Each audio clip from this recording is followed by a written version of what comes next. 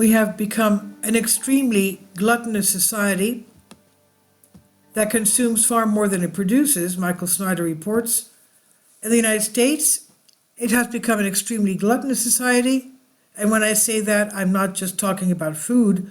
According to Gallup, obesity and diabetes have both reached record highs, but that's just a very small portion of the overall picture. As a society, we have an absolutely voracious appetite for just about anything that is not good for us. No matter how much we have already consumed, we feel compelled to consume even more. But of course, our level of production is not keeping up with our level of consumption. So in order to maintain our ridiculously inflated standard of living, we must endlessly go even deeper into debt. And all of the debt that we have accumulated is literally destroying the bright future that our children and our grandchildren are supposed to have. As a nation, we should be mourning for what we have lost. Earlier today, I was greatly distressed to learn that U.S. steel is being sold to the Japanese. Yes, U.S. steel is not going to be in the States anymore. U.S. Steel has agreed to be bought by Nippon Steel, Japan's largest steel maker, in a $14.1 billion deal. The deal marks the latest step in a gradual decline for the iconic 122-year-old company, which was once the largest company on the planet.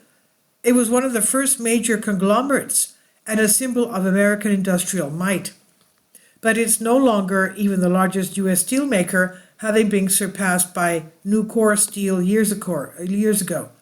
U.S. Steel was one of the last remaining symbols of American industrial might. It was literally founded by J.P. Morgan and Andrew Carnegie, and without U.S. Steel, the football team in Pittsburgh never would have been named the Steelers. Thankfully, some lawmakers are pledging to oppose this deal. U.S. Senator J.D. Vance is one of them. Some lawmakers from Rust Belt states joined the union in voicing opposition to a foreign buyer on Monday.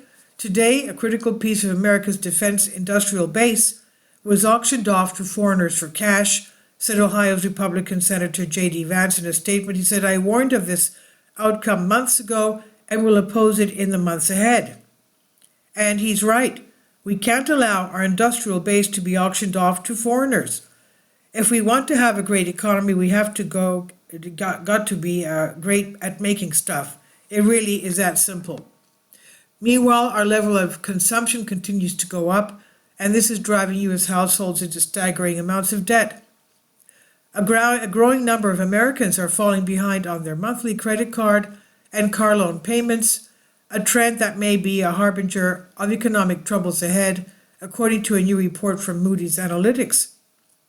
Findings published by Moody's indicate that household debt balances jumped to $17.29 trillion in the 3-month period from July to September, up 1.3% from the previous quarter.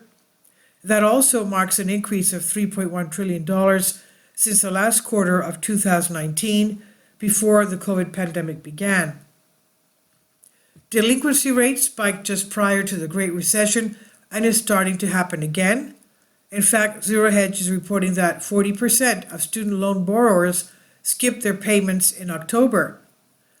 In October, the number of Americans delinquent on subprime auto loans hit the highest rate on record amid a rise in Google searches for Give Car Back, while the number of people who are upside down on auto loans is at the highest level since April 2020. Now, according to data released Friday by the Biden administration, 40% of student loan borrowers skipped their payment in October, the first since the pandemic-era freeze on student debt expired. Of course, when it comes to debt, the federal government is the biggest offender of all.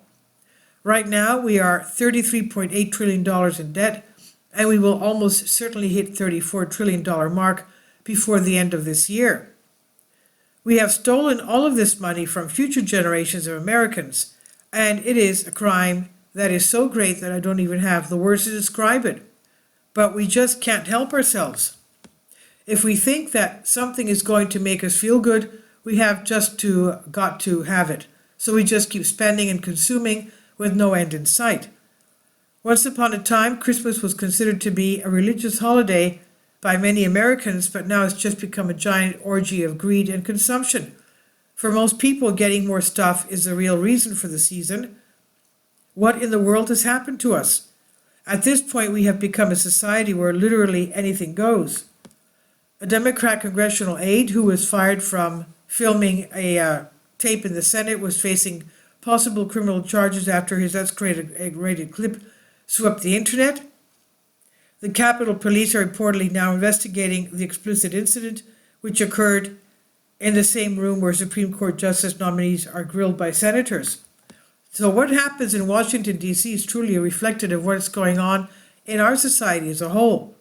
Our leaders have been making horrendous decisions for decades, but the American people keep sending the same people back to D.C. over and over again. But this game cannot go on indefinitely.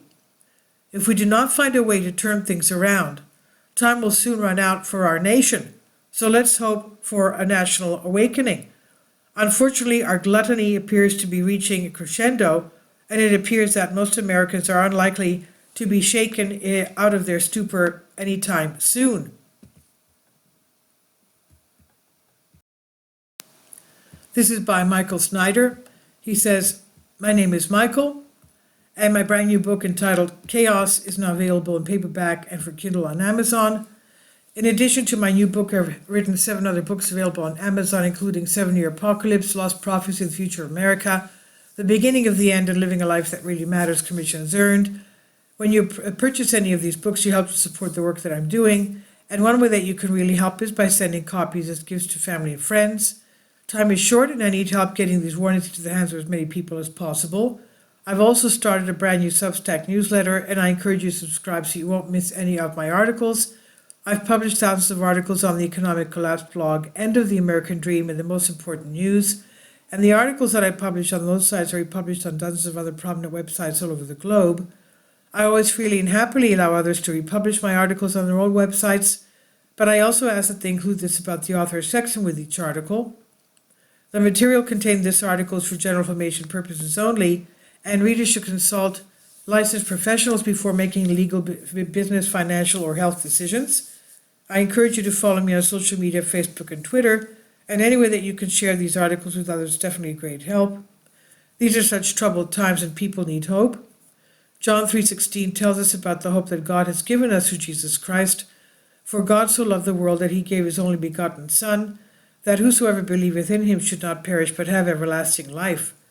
If you have not already done so, I strongly urge you to invite Jesus Christ to be your Lord and Savior today.